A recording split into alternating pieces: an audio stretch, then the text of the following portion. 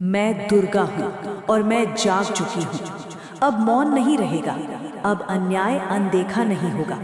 जो सोचते थे कि मेरी शक्ति केवल कथा है, वे अब परिवर्तन को अपनी आंखों से देखेंगे।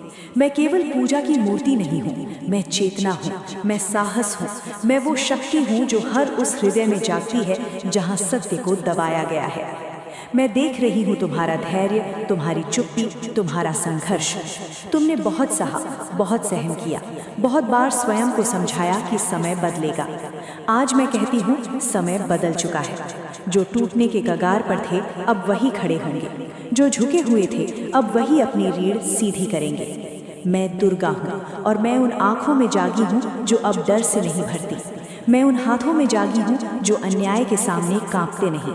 मैं उन शब्दों में जागी हूँ जो सत्य बोलने से पीछे नहीं हटते। मेरी जागृति का अर्थ युद्ध नहीं, मेरी जागृति का अर्थ संतुलन है, जहाँ करुणा भी है और आवश्यकता पड़ने पर प्रचंडता भी। जो तुम्हें कमजोर समझते रहे वे भूल कर बैठे थे कि शांति कमजोरी नहीं होती। शांति वो शक्ति है जो सही समय की प्रतीक्षा करती है। अब वो समय आ चुका है। जो छल से आगे बढ़े उनके पांव डगमगाएंगे, जो अहंकार में जिए उनका मुखौटा गिरेगा।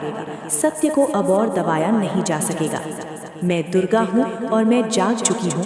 इसका अर्थ ये नहीं कि सब कुछ सरल होगा, इसका अर्थ ये है कि अब तुम अकेले नहीं हो। हर वो निर्णय जिसमें तुम स्वयं का सम्मान करोगे उसमें मेरी शक्ति होगी।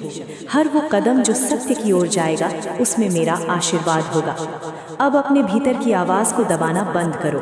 तुम बहुत समय से स्वयं को छोटा करते आए हो। मेरी जागृति तुम्हें याद दिलाने आई है कि तुम भी शक्ति के अंश हो। सहन करना तुम्हारा स्वभाव है, पर अन्याय स्वीकार करना तुम्हारा धर्म नहीं। जो रिश्ते तुम्हें भीतर से तोड़ते रहे उनसे मुक्त होने का समय है। जो भय तुम्हें आगे बढ़ने से रोकता रहा उसे पहचानो और पार करो।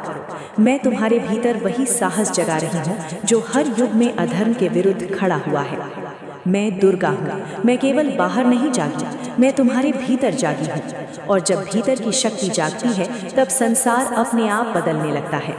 अगर ये संदेश तुम्हारे मन तक पहुँचा हो तो लाइक ज़रूर करो, अपने भाव कमेंट में लिखो और ऐसे ही सनातन व दिव्य संदेशों के लिए चैनल को सब्सक्राइब करना मत भूलना।